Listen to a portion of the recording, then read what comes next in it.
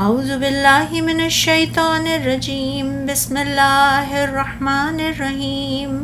ولا يحزنك الذين يسارعون في الكفر انهم ان يضروا الله شيئا يريد الله الا يجعل لهم حظا في الآخرة ولهم عذاب عظیم ان الذين اشتروا الكفر بالایمان لن يضروا الله شيئا ولهم عذاب الیم ولا يحسبن الذين كفروا انما نملي لهم خير لانفسهم انما نملي لهم ليزدادوا اثما ولهم عذاب مهين ما كان الله ليذر المؤمنين على ما أنتم عليه حتى يميز الخبيث من الطيب وما كان الله ليطلعكم على الغيب ولكن الله يجتبي من رسله من يشاء فآمنوا بالله ورسله وإن تؤمنوا وتتقوا فلكم أجر عظيم ولا يحسبن الذين يبخلون بما آتاهم الله من فضله هو خيرا لهم بل هو شر لهم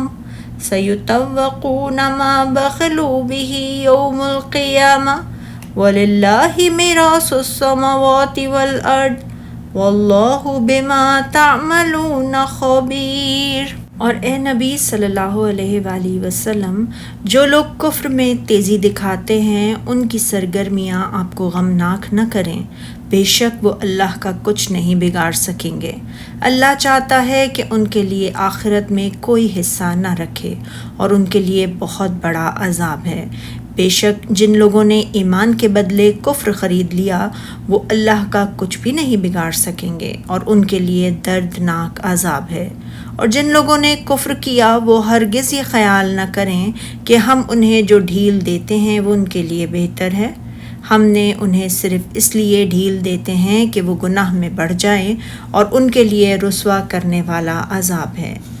اللہ مومنوں کو اس حالت میں ہرگز نہ رہنے دے گا جس میں تم اس وقت ہو، یہاں تک کہ وہ پاک کو ناپاک سے علیحدہ کر دے، اور اللہ کا یہ طریقہ نہیں کہ وہ تم پر غیب ظاہر کرے، لیکن اللہ اپنے رسولوں میں سے جسے چاہتا ہے غیب کی باتیں بتانے کے لیے چن لیتا ہے۔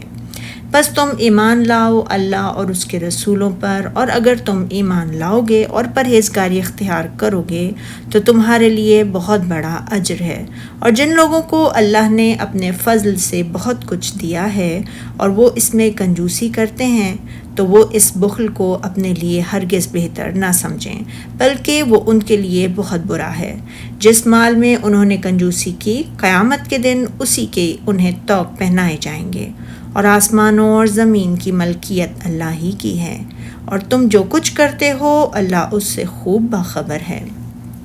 اللہ تعالیٰ اپنے نبی صلی اللہ علیہ وآلہ وسلم سے فرما رہا ہے، اور جو لوگ کفر میں جلدی کرتے ہیں وہ آپ کو غمگین نہ کریں، اس لیے کہ آپ بڑے شدید خواہش مند تھے کہ لوگ ایمان لے آئیں، اور کفار نے مخالفت، عناد و دشمنی کی جو روش اختیار کر رکھی تھی اس سے آپ کو بہت غم ہوتا تھا۔ اللہ تعالیٰ نے فرمایا کہ آپ صلی اللہ علیہ وآلہ وسلم اس سے غمگین نہ ہوں،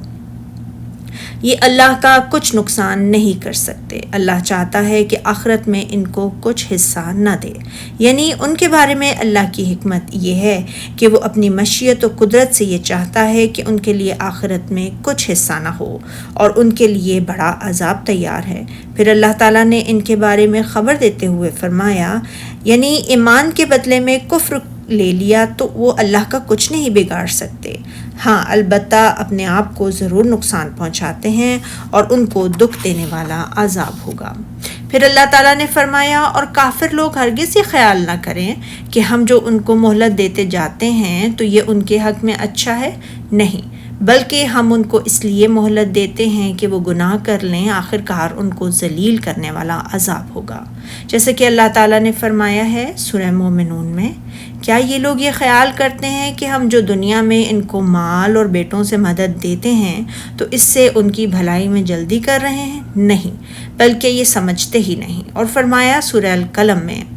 لہٰذا چھوڑ دیجئے مجھے اور اس کو جو اس حدیث قرآن کو جھٹلاتا ہے، ہم ان کو آہستہ آہستہ ایسے طریقے سے پکڑیں گے کہ ان کو خبر بھی نہ ہوگی۔ اور فرمایا سورہ توبہ میں، اور اے نبی صلی اللہ علیہ وآلہ وسلم، ان کے مال اور اولاد آپ کو حیرت میں نہ ڈالیں۔ ان چیزوں سے اللہ یہ چاہتا ہے کہ ان کو دنیا میں عذاب دے، اور جب ان کی جان نکلے تو اس وقت بھی یہ کافر ہی ہوں۔ پھر اللہ تعالیٰ نے فرمایا، لوگو، جب تک اللہ ناپاک کو پاک سے الگ نہ کر دے گا، مومنوں کو اس حال میں جس میں تم ہو ہرگز نہیں رہنے دے گا، اور اس کے لیے وہ کسی نہ کسی آزمائش میں ضرور مبتلا کرے گا، جس میں وہ اپنے دوستوں کو سرخرو کر دے گا اور دشمنوں کا روح سیاہ، اور جان لے گا کہ مومن صابر کون ہے اور منافق فاجر کون ہے۔ اس سے بھی یوم احد ہی کی طرف اشارہ ہے، جس میں اللہ تعالیٰ نے مومنوں کا امتحان کیا تھا، جس نے مومنوں کا امتحان صبر و ثبات، شجاعت و بصالت اور اللہ تعالیٰ اور اس کے رسول کی اطاعت ظاہر ہو گئی تھی، اور منافقوں کی اس سے پردہ دری ہو گئی تھی۔ ظاہر ہو گیا تھا کہ یہ لوگ جہاد کے مخالف اور اس سے منہ موڑنے والے ہیں، اور اللہ اور اس کے رسول صلی اللہ علیہ وآلہ وسلم کی خیانت کرنے والے ہیں۔ اسی لیے اللہ تعالیٰ نے فرمایا،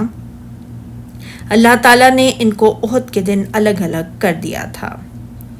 پھر اللہ تعالیٰ نے فرمایا، اور اللہ تم کو غیب کی باتوں سے بھی مطلع نہیں کرے گا، تم اللہ کی مخلوق میں اللہ کے غیب کو نہیں جانتے، حتیٰ کہ اس سے تمہارے لیے مومن اور منافق کو ایک دوسرے سے ان کے اسباب کی وجہ سے الگ الگ کر دیا، جو اس سلسلے میں صورتحال کو واضح کرنے والے تھے۔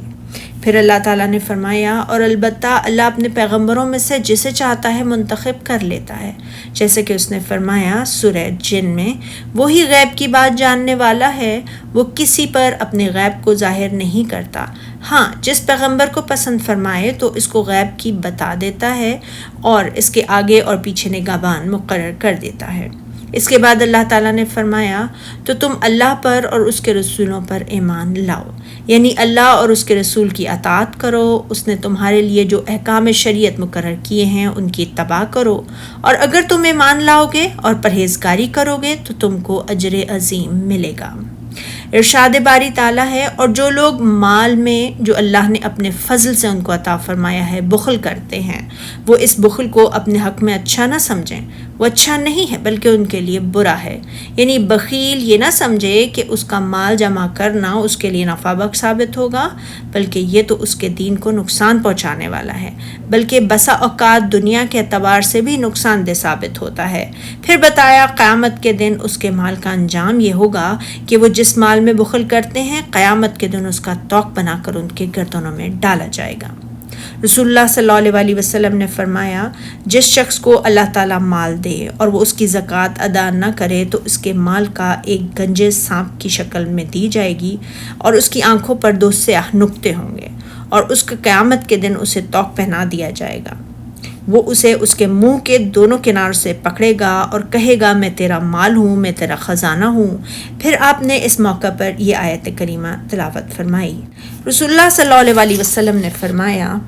جو شخص اپنے مال کی زکوٰۃ ادا نہیں کرتا تو اس کے مال کو گنجے سانپ کی شکل میں دے دی جائے گی، اور وہ اس کا پیچھا کرے گا، یہ اس سے بھاگے گا مگر وہ اس کے پیچھا کرے گا اور کہے گا، میں تیرا خزانہ ہوں۔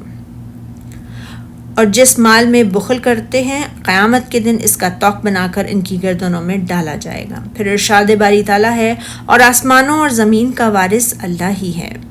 لہٰذا سورہ حدید میں بھی اللہ نے فرمایا، اور جس مال میں اس نے تم کو اپنا نائب بنایا ہے اس میں سے خرچ کرو، کیونکہ تمام امور اللہ تعالیٰ کی طرف ہی لوٹ کر جانے والے ہیں، لہٰذا اپنے اموال کو آگے بھیجو تاکہ وہ تمہیں قیامت کے دن فائدہ دیں، اور جو عمل تم کرتے ہو اللہ کو معلوم ہے، یعنی اسے تمہاری نیتوں اور تمہارے ضمیروں کا بھی علم ہے۔ سبحانک اللہم و بحمدک، اشہد ان لا الہ الا انت، استغفرک و اتوب الیک۔